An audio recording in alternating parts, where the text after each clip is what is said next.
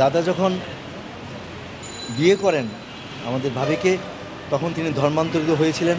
তখন তিনি নাম রেখেছিলেন হাসান ইমাম।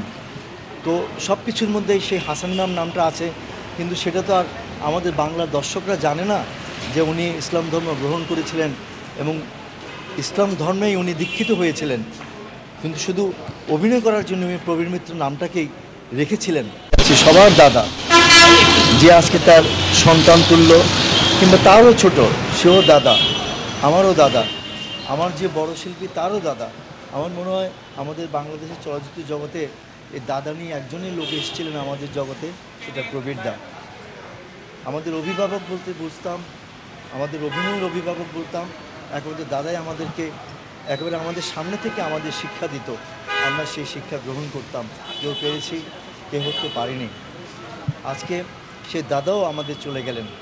আমরা যদি বলি বাংলার নবাব আমাদের আনোয়ার হোসেন, আমরা গুরু বলতাম, ওস্তাদ বলতাম।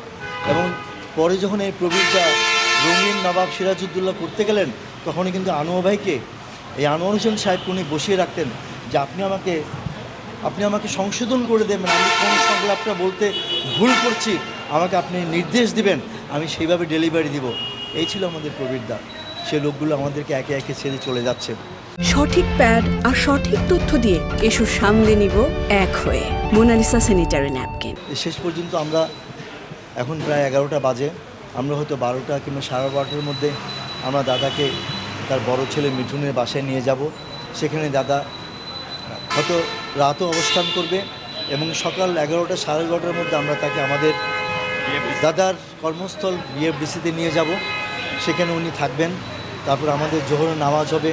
জোহরের নামাজের পরে আমরা দাদার জানাজা পড়ব এবং তারপরে আমরা আজিমপুর কবরস্থানে আমরা তারপর চ্যানেলায়ও আমাদেরকে অনুরোধ করেছে নিয়ে যাওয়ার জন্য, অবশ্যই নিয়ে যাব, সেখানে চলে যাব। তবে একটু বলি যে প্রবীর মিত্র তাকে কিভাবে আমরা দাফন করব আজিমপুরে। দাদা যখন বিয়ে করেন আমাদের ভাবিকে, তখন তিনি ধর্মান্তরিত হয়েছিলেন। তখন তিনি নাম রেখেছিলেন হাসান ইমাম। তো সব কিছুর মধ্যেই সেই হাসান ইমাম নামটা আছে, কিন্তু সেটা তো আর আমাদের বাংলার দর্শকরা জানে না যে উনি ইসলাম ধর্ম গ্রহণ করেছিলেন এবং ইসলাম ধর্মেই উনি দীক্ষিত হয়েছিলেন।